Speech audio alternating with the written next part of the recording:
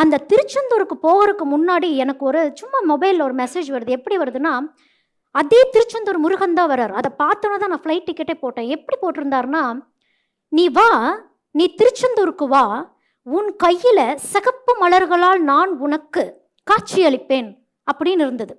சரி, ஆனா அந்த நேரத்தில் எனக்கு அந்த சிந்தனை இல்லை. இந்த கை மட்டும் என்னை தரத்தரன்னு இழுத்து சாமி கிட்ட போய் நிற்க வச்சுட்டு எனக்கு ஒன்றுமே புரியல. நான் இறந்துட்டனோன்னு நினச்சிட்டேன். அந்த கூட்டத்தில் அப்படி ஒரு அமுக்கிட்டாங்க என்னைய. என் ஃப்ரெண்டை காணோம். நான் அப்படியே நிற்கிறேன். எத்தனை பேத்துக்கு அந்த பாக்கியம் கிடைக்கும்னு எனக்கு தெரியல. என்னைய அந்த கோயிலுக்குள்ளார அந்த முருகர்கிட்ட போய் அங்கே இருக்க அந்த குருக்கள் உள்ளவாமா அப்படிங்கிறாரு. நானா? யாரையுமே உள்ளே விட மாட்டாங்களாம். உள்ளவாமா அப்படிங்கிறாரு. நான் உள்ளே போய் நிற்கிறேன். எப்படி நிற்கிறேன், கையில் பார்த்தா சிகப்பு மலர்கள் என் கையில் கொடுத்துருக்காங்க, ஒரு கூட நிறைச்சு. அத்தனை கூட்டம் அப்படியே போயிட்டு இருக்கு. நான் வெளியே கூட்டத்தை பார்க்குறேன். முருகரை இப்படி பக்கத்து